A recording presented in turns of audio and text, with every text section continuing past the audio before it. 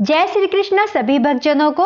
आज हम अहोई माता और विनायक जी की कथा सुनेंगे, तो शुरू करते हैं। बोलो अहोई माता की जय। एक साहूकार था जिसके 7 बेटे थे, 7 बहुएं तथा एक बेटी थी। दिवाली से पहले कार्तिक बदी अष्टमी को सातों बहुएं अपनी इकलौती नंद के साथ जंगल में खदान में मिट्टी खोद रही थी। वहीं श्याहू यानी कि सेई की माद थी। मिट्टी खोदते समय नंद के हाथ से सेई का बच्चा मर गया। श्याहू माता बोली कि अब मैं तेरी कोख बांधूंगी।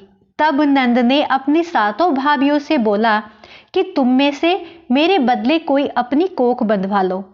सब भाभियों ने अपनी अपनी कोख बंधवाने से इनकार कर दिया, परंतु छोटी भाभी सोचने लगी कि यदि मैं कोख नहीं बंधवाऊंगी तो सासू जी नाराज होंगी। ऐसा विचार कर नंद के बदले में छोटी भाभी ने अपनी कोख बंधवा ली। इसके बाद जब उससे जो लड़का होता वो 7 दिन बाद ही मर जाता। एक दिन उसने पंडित को बुलाकर पूछा, मेरी संतान 7वें दिन क्यों मर जाती है?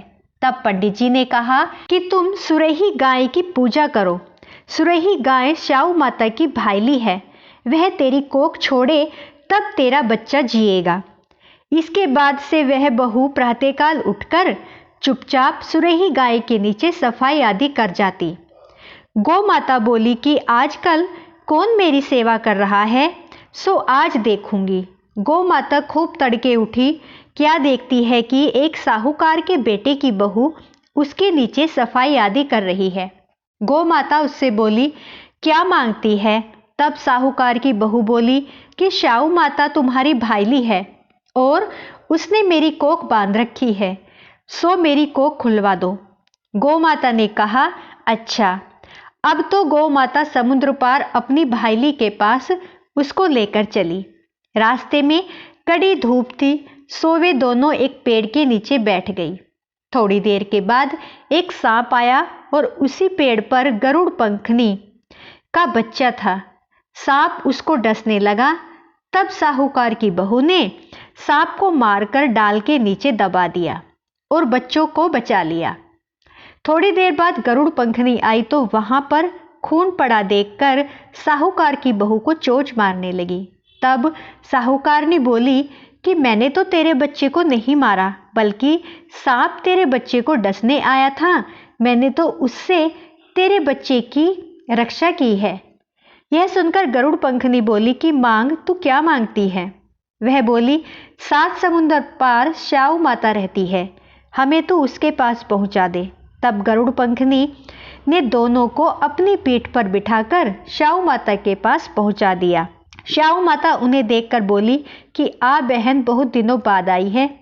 फिर कहने लगी कि बहन, मेरे सिर में जू पड़ गई हैं। तब सुरेही के कहने पर साहूकार की बहू ने सलाई से उसकी जुएं निकाल दी। इस पर श्याऊ माता प्रसन्न होकर बोली कि तूने मेरे सिर में बहुत सलाई डाली है, इसलिए तेरे 7 बेटे और 7 बहुएं होंगी। वह बोली, मेरे तो एक भी बेटा नहीं है, 7 बेटे बहू कहाँ से होंगे? श्याऊ माता बोली, वचन दिया, वचन से फिरू तो धोबी के कुंड पर कंकरी हों। तब साहूकार की बहू बोली, मेरी कोख तो तुम्हारे पास बंद पड़ी है। यह सुन श्याऊ माता बोली कि तूने मुझे बहुत ठग लिया। मैं तेरी कोख खोलती तो नहीं, परंतु अब खोलनी पड़ेगी। जा, तेरे घर तुझे 7 बेटे और 7 बहुएं मिलेंगी। तू जाकर उजमन करियो, 7 अहोई बनाकर 7 कढ़ाई करियो। वह लौटकर घर आई तो वहां देखा 7 बेटे 7 बहुएं बैठे हैं। वह खुश हो गई। उसने 7 अहोई बनाई, 7 उजमन किए तथा 7 कढ़ाई की। रात्रि के समय जेठानियां आपस में कहने लगी कि जल्दी जल्दी नहाकर पूजा कर लो, कहीं छोटी बच्चों को याद करके रोने न लगे। थोड़ी देर में उन्होंने अपने बच्चों से कहा, अपनी चाची के घर जाकर देखाओ कि आज वह अभी तक रोई क्यों नहीं। बच्चों ने जाकर कहा कि चाची तो कुछ मान रही है, खूब उजमन हो रहा है। यह सुनते ही जेठानियां दौड़ी दौड़ी घर आई और जाकर कहने लगी कि तूने कोख कैसे छुड़ाई? वह बोली, तुमने तो कोख बंधाई नहीं, सो मैंने बंधा ली थी। अब श्याऊ माता की कृपा से मेरी कोख खुल गई है। श्याऊ माता ने जिस प्रकार उस साहूकार की बहू की कोख खोली, उसी प्रकार हमारी भी खोलियो। कहने लगी, कहने वाले, सुनने वाले और हुंकारा भरने वाले सब परिवार की कोख खोलियो। बोलो अहोई माता की जय, शाओ माता की जय। अब हम गणेश जी विनायक जी की कथा सुनेंगे। एक अंधी बुढ़िया थी जिसका एक लड़का और लड़के की बहू थी। तो बहुत ही गरीब थी वह अंधी बुढ़िया। नित्य प्रति गणेश जी की पूजा किया करती थी। गणेश जी साक्षात सन्मुख आकर कहते कि बुढ़िया माई तू जो चाहे सो मांग ले। बुढ़िया कहती मुझे मांगना नहीं आता, सो कैसे और क्या मांगूं। तब गणेश जी बोले कि अपने बहू बेटे से पूछकर मांग ले। तब बुढ़िया ने अपने पुत्र और बहू से पूछा तो बेटा बोला कि धन मांग ले। बहू ने कहा कि पोता मांग लो। तब बुढ़िया ने सोचा कि बेटा और बहू तो अपने अपने मतलब की बातें कह रहे हैं। अतः उस बुढ़िया के पड़ोसियों ने कहा कि बुढ़िया तेरी तो थोड़ी सी जिंदगी है, क्यों तू धन मांगे, क्यों पोता मांगे, तू तो केवल अपने नेत्र मांग ले जिससे तेरी शेष जिंदगी सुख से व्यतीत हो जाए। उस बुढ़िया ने बेटे और बहू तथा पड़ोसियों की बात सुनकर घर में जाकर सोचा जिससे बेटा बहू और मेरा सबका भला हो वह ही मांग लूं और अपने मतलब की चीज भी मांग लूं। जब दूसरे दिन श्री गणेश जी आए और बोले, बोल बुढ़िया क्या मांगती है, हमारा वचन है जो तू मांगेगी सो ही पाएगी।